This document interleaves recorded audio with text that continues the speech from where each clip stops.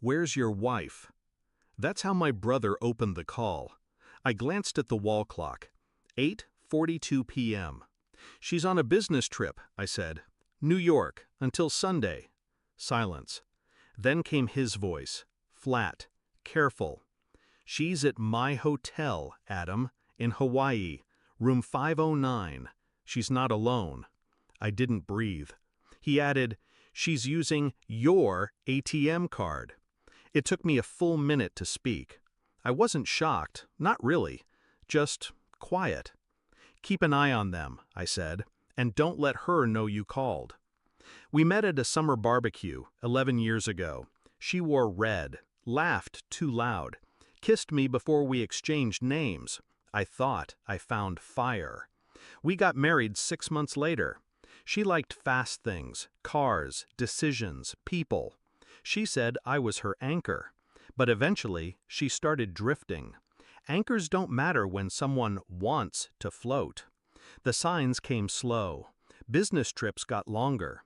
She started hiding her phone under her pillow. Bank statements stopped making sense.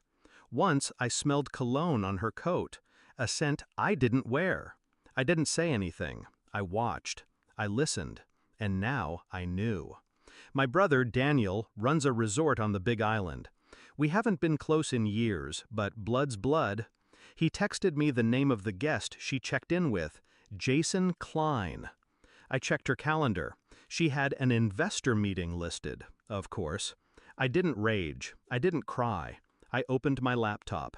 First, I froze the joint accounts. Left enough for food and cab fare, just enough to sting. Next, I called Daniel. "I need her distracted.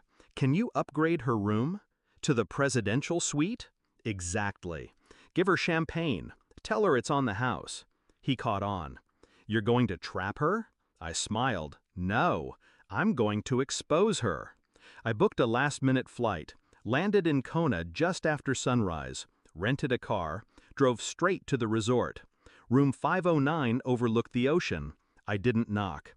I had Daniel unlock the suite's private surveillance system, hidden cameras, audio, everything streamed to my phone. She was wearing a silk robe I bought her for our anniversary. Jason was shirtless, drinking from a bottle of wine I paid for.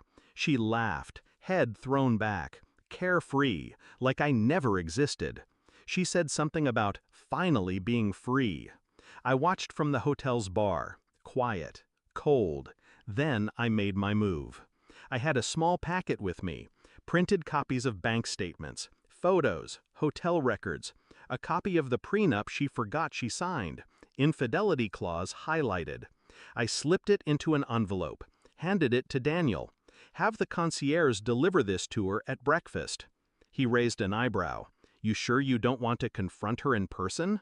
"No," I said. "She'll bury herself just fine." The fallout began fast. 8:17 a.m. She opened the envelope. 8:20 a.m. Jason started yelling.